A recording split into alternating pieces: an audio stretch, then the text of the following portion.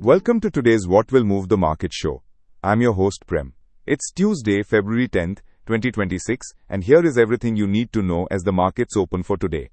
Overnight, global cues have stayed constructive with Wall Street, Asian markets and commodities all sending a fairly clear early morning message for Dalal Street. On Wall Street, the Dow Jones Industrial Average ended the previous session just above 50,130, almost flat.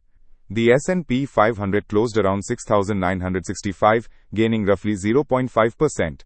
The Nasdaq 100 was the star, finishing close to 25,268, up about 0.8%, helped by renewed buying interest in large technology and growth names.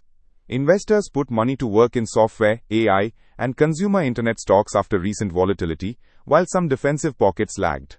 Corporate earnings from big tech and select consumer names were received well, and there was no fresh negative macro surprise to upset sentiment. Index futures are broadly steady this morning, suggesting that last night's positive risk tone could extend into the next US session.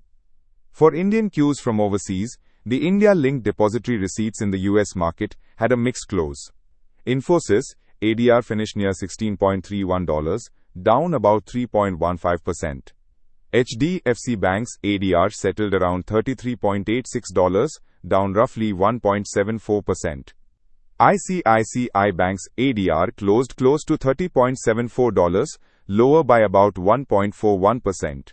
In contrast, the Reliance Industries GDR ended the session around $64.7, up about 0.47%. This combination tells us that global investors trimmed exposure to Indian IT and private banks overnight, while remaining more constructive on India's energy and consumer-linked story. At the margin, that could mean some early pressure in frontline IT and bank stocks, while Reliance and related energy names may find relatively better support at the open. In Asia, the overnight and early session handover is largely positive. The Japan 225 index is trading around 57,858, up about 1.02% in its latest close. The Hang Seng Index in Hong Kong is near 27,248, higher by roughly 0.12% on its previous finish. The Shanghai Composite Total Return Index is close to 4,728, up about 1.42% at its last close.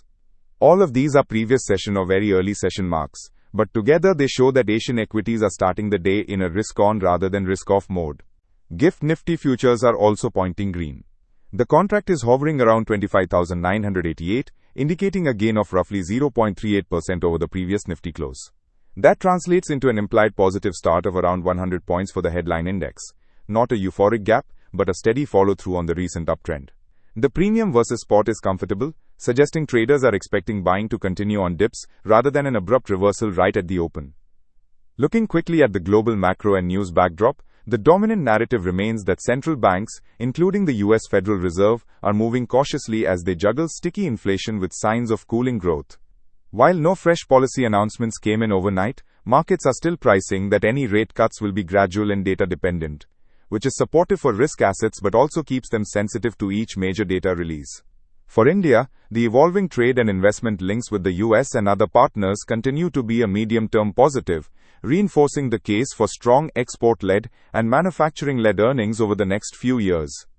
Back home, the immediate focus for traders is on technical levels and flows rather than big domestic headlines. Foreign investors have been net buyers in recent sessions, adding to the underlying strength of the market, while domestic institutions have selectively booked profits. The Reserve Bank of India's steady policy stance and emphasis on growth with inflation control remain in the background as a reassuring macro anchor.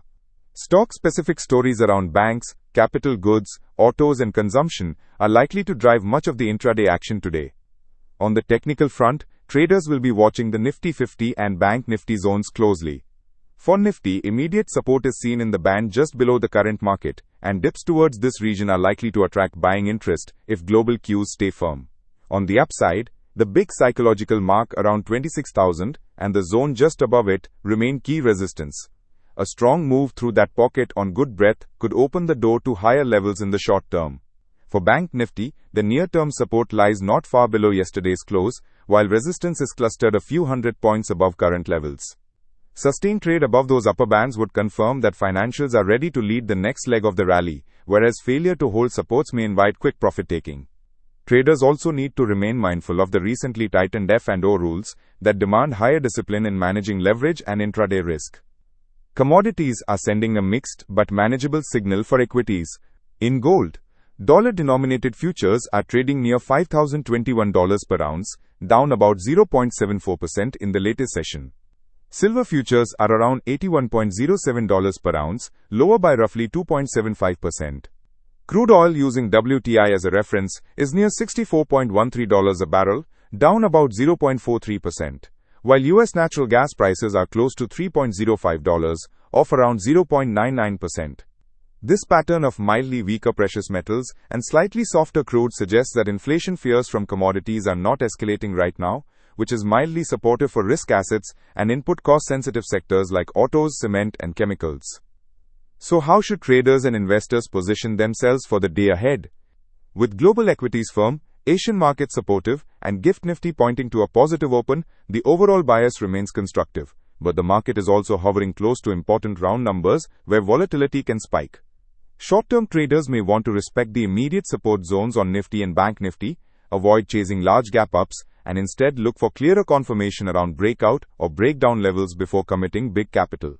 For investors, this environment favors a balanced approach.